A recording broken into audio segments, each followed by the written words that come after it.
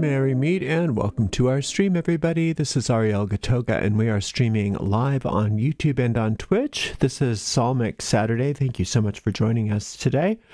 We're going to get started with our Psalm spell right away. We do have a premiere today at 11 a.m. Pacific time. That's in just a little over 40 minutes from now. And we hope that you can join us there. That's on our YouTube channel. So if you're watching on YouTube, it's the same channel that you're watching, because we do have two YouTube channels. If you're watching on Twitch and you want to come on over to the main YouTube channel at 11 for that premiere, we would sure love to have you there. Today, we are streaming live on YouTube and on Twitch, and moderating on YouTube is the lovely Deline, and moderating on Twitch is the lovely Dre. Thank you so much, Deline. Thank you so much, Dre. And thank you to everybody for joining us today for this Psalm spell. If you've never worked Psalm Magic before, you know we do have a free booklet, and that's available at arielgatoga.com/psalmbook, arielgatoga.com/psalmbook. And then we also have a lot of free Psalm resources right on the main website, ariels-corner.com, Ariel's Corner with a hyphen.com. And on the website, there's a complete Psalter, which is every single Psalm, and all of the Psalms are written out, and some of the traditional magical uses for each one. There are Psalm collections. There's some Psalm symbols in there, and I'm going to be expanding on that symbols glossary in the next week or so. I've got a bunch of new additions that I just haven't had a chance to get on there, so that's always a work in progress. You will never find all of the magic seeds in these Psalms. There's so many of them. But Psalm magic is definitely something we do here, so I'm super happy that you've joined us for today's Psalm spell. We are here every day except for Monday.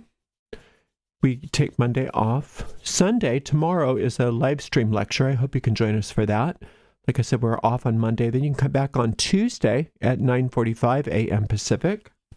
And that's a tarot class, and that's an ongoing tarot class, and that's usually a pretty short affair. It's usually 20 to 30 minutes max. And then Wednesday through Sunday, all of our magic streams are at 10:15 a.m. Pacific. So on Wednesday, we're working with the Solomon Pentacles, so we'll be doing those for a while. I'm combining the Solomon Pentacles with the color magic at this point, because we've been working on color magic. And then on Thursday, we are working through the entire Key of Solomon, also known as the Greater Key of Solomon. So that may be going on for a little while.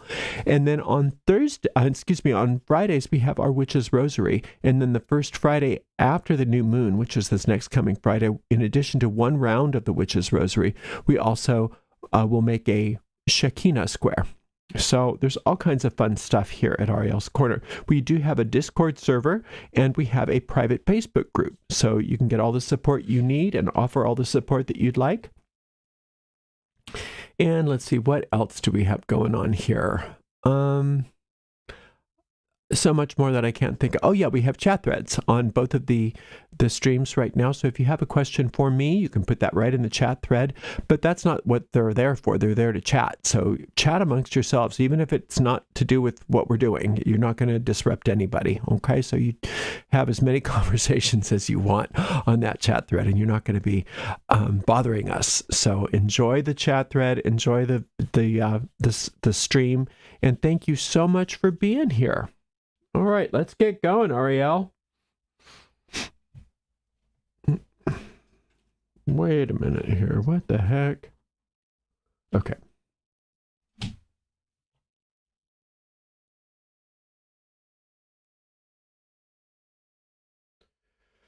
Oh, sorry, I'm almost there. Today we are working Psalm 53.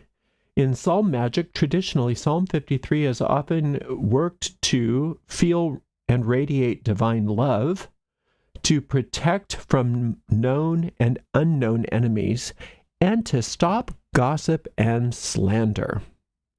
So today I want to stop gossip and slander.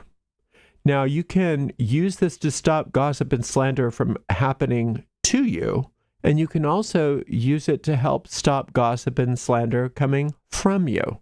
And usually both are a good thing to work on if you're working on ending gossip and slander.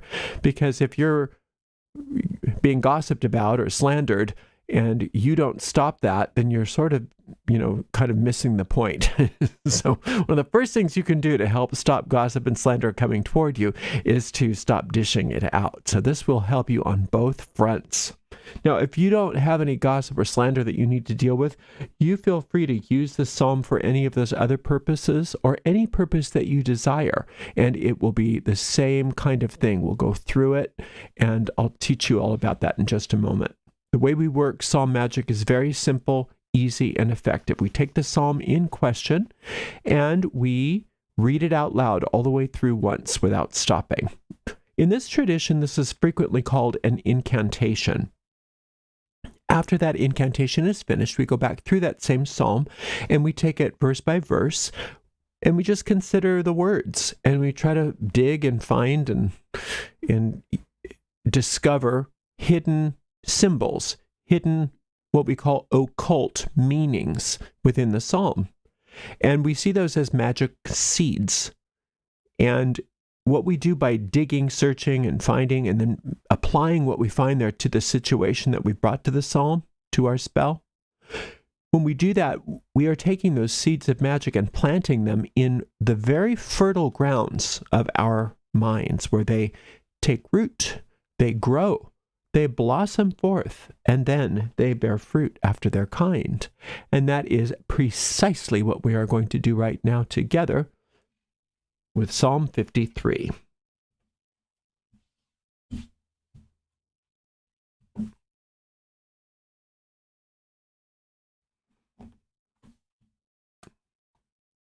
I probably could have brought my athame here to keep that open, but I didn't think about it.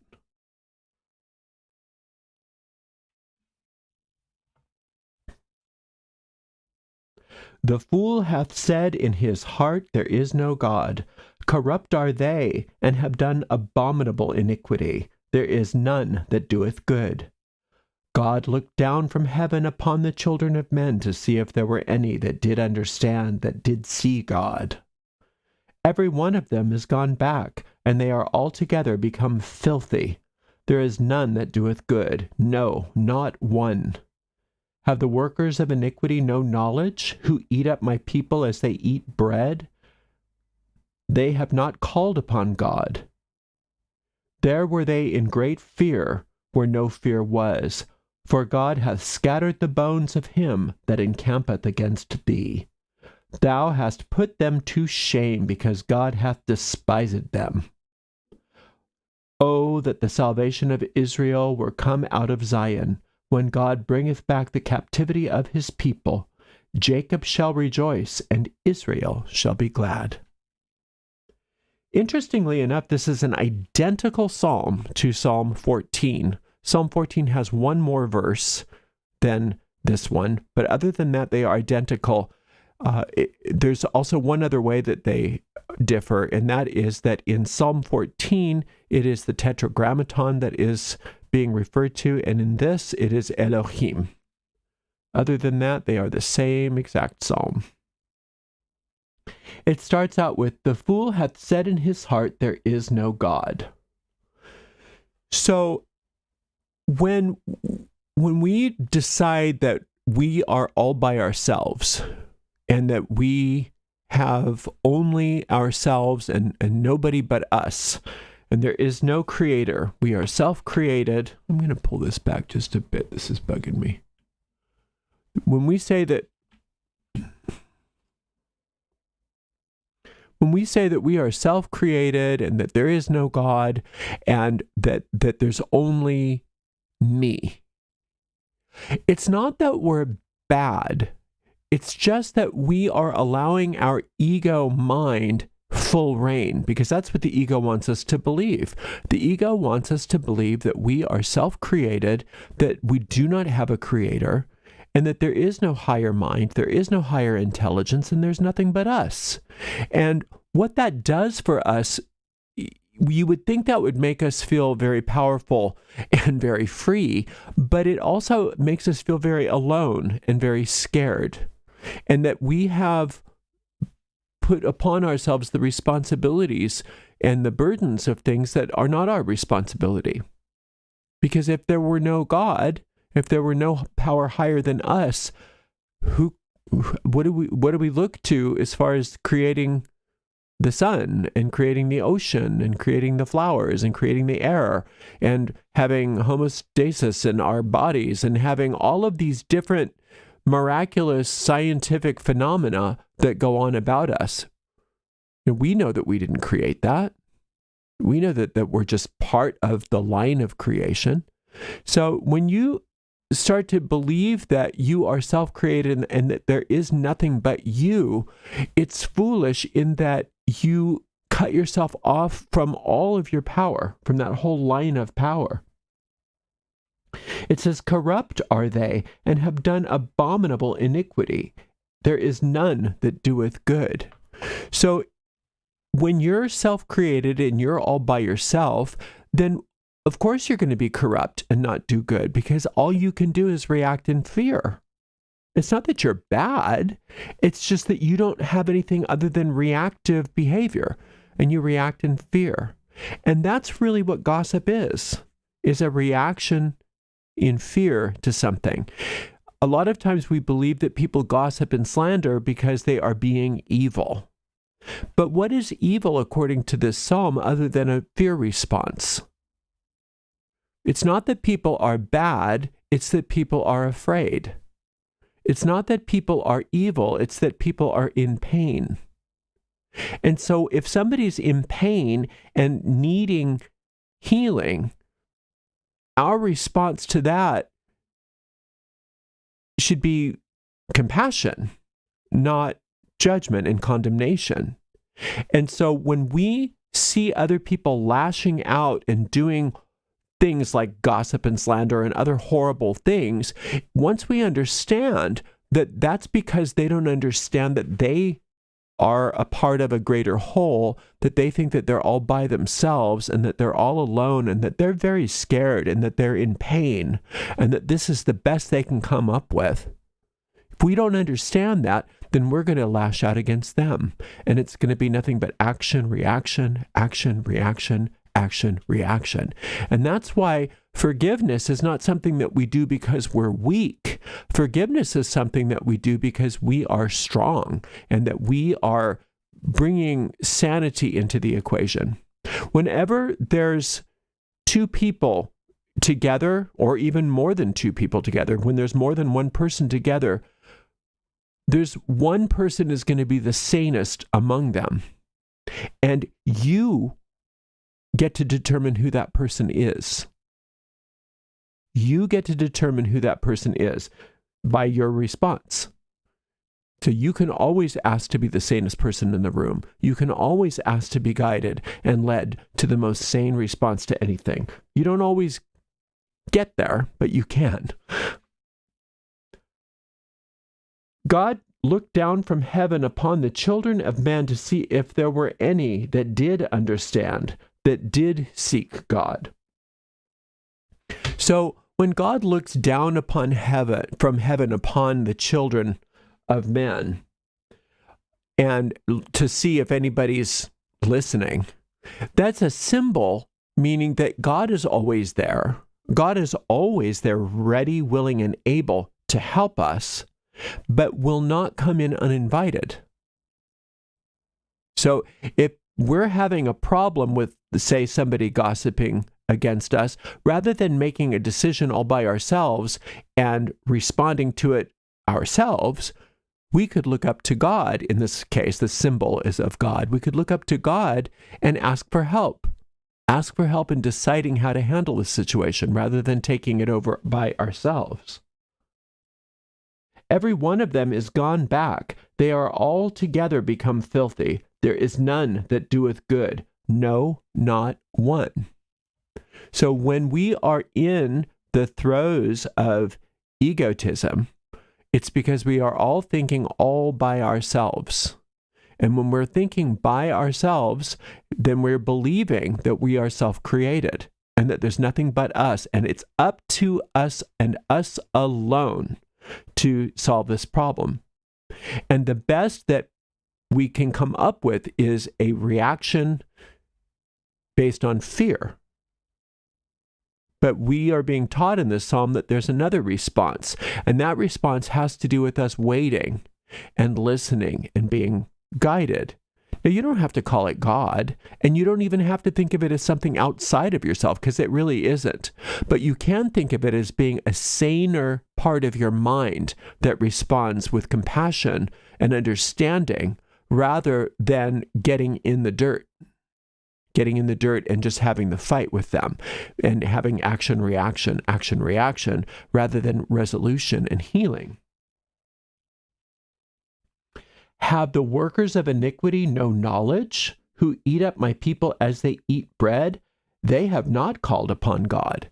You see, that's what happens when you don't call upon God. In other words, when you don't ask for that saner part of the mind to come through and guide you, and all you do is react with fear, and fear is the only thing that you can experience if you think you're all by yourself and there's nothing but you against all of the evils of the world, then you get what you get. And you become one of the people that are eating up the people like bread. You become one of those people that have no knowledge. But you can have knowledge, but that's a decision and a choice that you have to make within the moment. You have to be able to be willing to see the ravings of this person or these people as being what they are, cries for help. Because if you're not looking at them like infinite intelligence looks at them, which is cries for help, cries for compassion, then your response is going to be one of fear, where you have to fight back. And I'm not saying that it's not sometimes appropriate to fight back, but if you're fighting back because it's God's will versus your own will, it's a very different thing. So it says they have not called upon God. You can figure that out all by yourself by just calling upon God, by saying, by myself, by my own little ego mind's self, let's say, by my fear responses self, I don't think I'm going to make a good choice here. So I'm going to call upon that higher power, which you don't have to look at as being a separate deity, although it's sometimes helpful to do that. But rather the sanest part of my mind that I'm capable of experiencing, that is connected to the infinite rather than to the finite, then I can make some new choices. I can see this differently. There were they in great fear where no fear was. For God hath scattered the bones of him that encampeth against thee. Thou hast put them to shame, because God hath despised them. Now, when God despises something in the Psalms, it means that God does not acknowledge it. God doesn't acknowledge your ego because God knows your ego does not exist. God does not acknowledge the machinations of the ego mind because God knows that those things aren't real, that those things are just a figment of our own imaginations, and that is creating this world of ours of separation. And so God despises that simply means God does not acknowledge that. It's the same thing when God hates something. When you hate something in the Psalms, it means that you turn away from it. In this case, it does not acknowledge it. It says, there were they in great fear where no fear was. There is no fear in God. God didn't create fear. God didn't create a fearful world. God doesn't abide fear. God does not condone fear. God has nothing to do with fear. Fear is the antithesis of God. And therefore, fear itself can't really exist ultimately. So where there's fear where there was no fear means that we made it up. And how do you make up fear? By believing that there is nothing higher than you. By believing that you're all alone, all by yourself. and that you have to come up with everything yourself, and that there is no help available to you. That's all erroneous thinking that the ego mind creates for us. That, remember, the ego mind is not an entity. The ego is simply a habit of thinking, a thought system based on the idea that I'm separate from my creator, I'm separate from everybody else, I'm all by myself, I'm all alone, and I have to figure out everything all by myself. Oh, that the salvation of Israel were come out of Zion. So Zion is the place where you and infinite intelligence are one, where you and God are one. That is that highest place in your mind that you're capable of ascending. That really high place in your mind that you are capable of ascending. And you do your best to get to those exalted states of consciousness, and infinite intelligence meets you where you are. But remember that infinite intelligence doesn't do anything without invitation or without invitation or without you asking. So when you raise your mind up to try to meet infinite intelligence, that's you doing something. And then infinite intelligence's one of the qualities of infinite intelligence is responsiveness. So it responds to you. So the salvation of Israel comes out of Zion. Now, the salvation of Israel is the salvation of your soul. That's what Israel is. Israel is the soul. And your soul, as Israel, is perfect, just the way it is. But it's being held captive by the ego mind. And so infinite intelligence saves your soul from the ego mind because you have decided, and you've made the choice to go up to Zion. You've made the choice to exalt your thoughts to the highest thoughts that you're capable of. You've gone to that sanest part of your mind where sanity prevails, and the places that you can't reach all by yourself are taken care of for you. And that's salvation. That's the healing power of God. When God bringeth back the captivity of his people, Jacob shall rejoice, and Israel shall be glad. Okay, so when God brings you out of captivity, that simply means that God restores your mind to sanity. And that means that all of this gossip, all of this slander, all of these things no longer are happening because you have been raised above that battlefield. You're no longer participating in them. It's as if the movie just ended, and now that is no longer being projected on the screen. Now, when it says that when God bringeth back the captivity of his people, that's what this is, Jacob shall rejoice. Well, who's Jacob? Jacob is one of those patriarchs in the Bible. But Jacob had several stories about him that are interesting. For one thing, Jacob was flawed. Jacob was not nice all the time. Jacob didn't get it right all the time. In fact, Jacob got it wrong a lot of times. Jacob did some very questionable things, but Jacob's heart was in the right place and kept coming back again and again and again to infinite intelligence. And infinite intelligence didn't hold one mistake against Jacob, and instead renamed Jacob Israel. Now, how did the renaming of Jacob to Israel happen? Because Jacob wrestled with an angel. Jacob wrestled with an angel and said, I'm not leaving here until you give me a blessing, buddy. Now, there's angel lore that states that this angel was Samael, but that's probably debatable. But still, that's what you get to do. You get to wrestle with the angel. You get to say, no, I'm not going to leave here until you bless me. Until this is done. I don't want this gossip. I don't want this slander. And we're not leaving until you fix it. Right? And what does God do when you start wrestling with that angel like that? God says, yay. Doesn't punish you. Doesn't say, who are you, you arrogant SOB? No, that's not how God is. God says, good for you. That is really showing me 100% that you mean business, right? Because God doesn't come in uninvited, because God doesn't attack.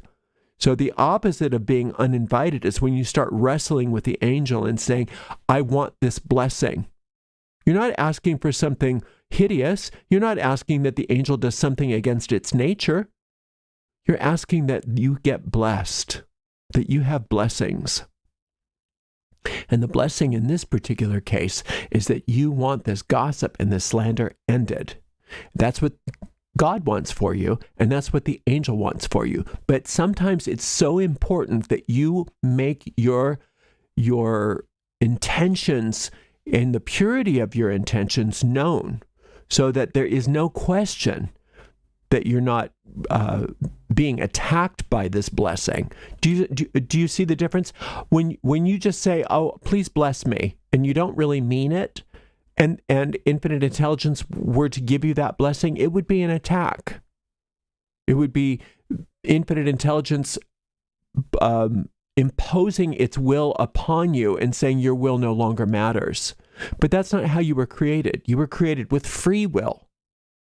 So sometimes when we do like these very complex kinds of magic, it's not that the angels need our complex magic in order to give us the blessing. It means that we are demonstrating very clearly to our deep mind and to them that we are serious about what we want. That this isn't a passing fancy. We are serious.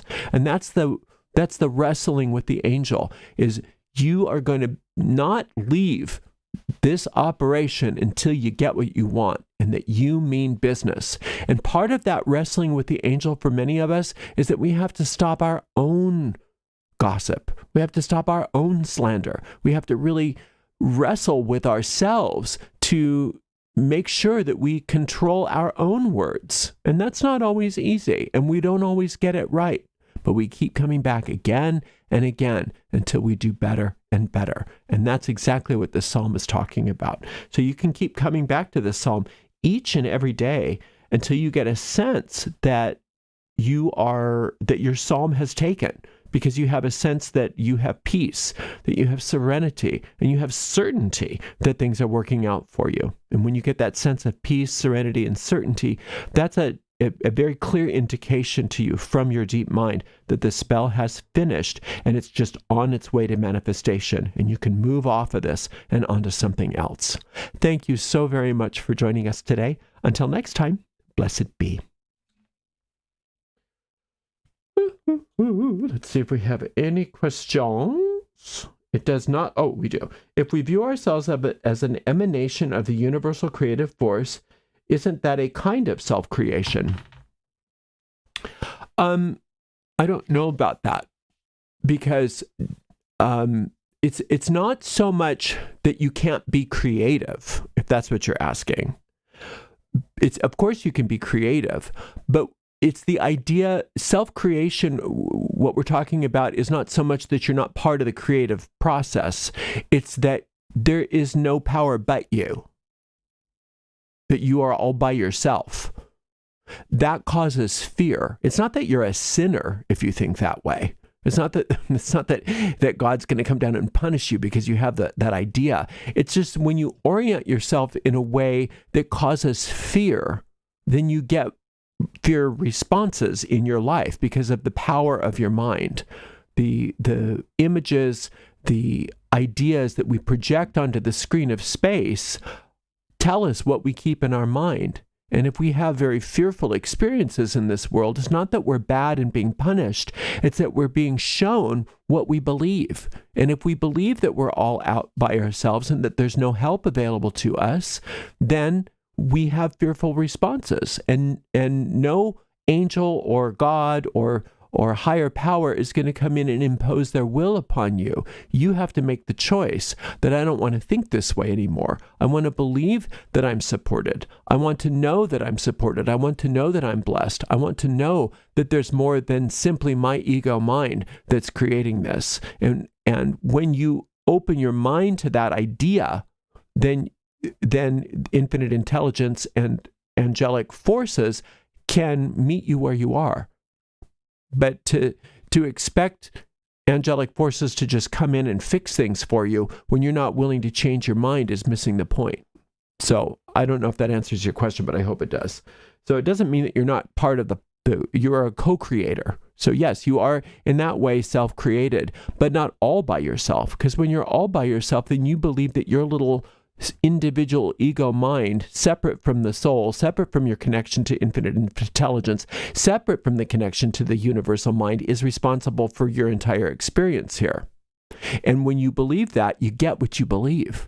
And it's not a fun experience when you are having the experience of being self-created by your ego mind, because the ego mind only knows fear, only can create fearful experiences, because in the ego, it's not just you, it's you against other egos. It's you against other egos. Whereas if you are connected to the higher mind, that sane part of your mind, that creative part of your mind that is attached to the universal mind, then you realize that you aren't by yourself and that there is nothing to fear and that you are protected, that you are safe. So maybe that helps, I hope.